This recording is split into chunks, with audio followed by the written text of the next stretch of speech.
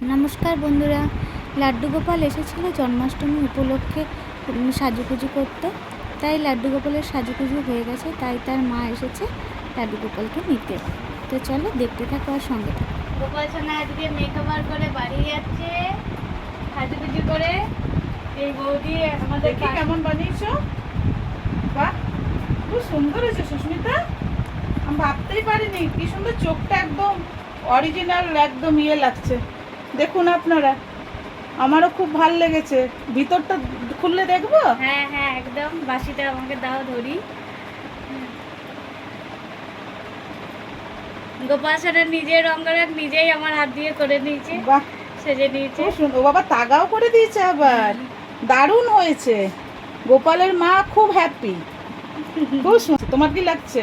আমার তো খুবই সুন্দর লাগছে। মানে তুমি বলো তোমার কেমন লাগছে? আমার খুব সুন্দর। আমি অভিভূত, মানে বাক্য হারা হয়ে গেছি। গোপালের গতবারও দিলাম, গতবারে মেকওভারটা খুব সুন্দর হয়েছে, এইবারটাও দারুণ হয়েছে, দারুণ। জন্মাষ্টমী উপলক্ষে এসেছিল গোপাল, তাই বৌদির গোপালকে দিয়েই আমি অঙ্গরাগ শুরু করলাম। তা তোমরাও যদি কেউ আসতে চাও তা আসতে পারো, কোনো অসুবিধা নেই। জয় গোপাল। 3 বেলা করে সেবাও লাগিয়ে দিয়েছি, যেহেতু আমার গোপালদেরকে এটা খুব ভালো। অন্য কোথাও অঙ্গরাগ করলে সেটা সেবাটা পায় না গোপাল, এখানে রেখে দিয়ে গেলে সেবাও পাচ্ছে, অঙ্গরাগও হচ্ছে, ঘরের মতন পরিবেশে থাকছে গোপাল। একদম খুব সুন্দর।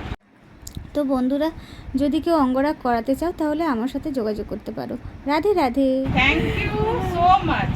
গোপালও তোমাকে থ্যাংক ইউ বলছে। রাধে রাধে। রাধে রাধে।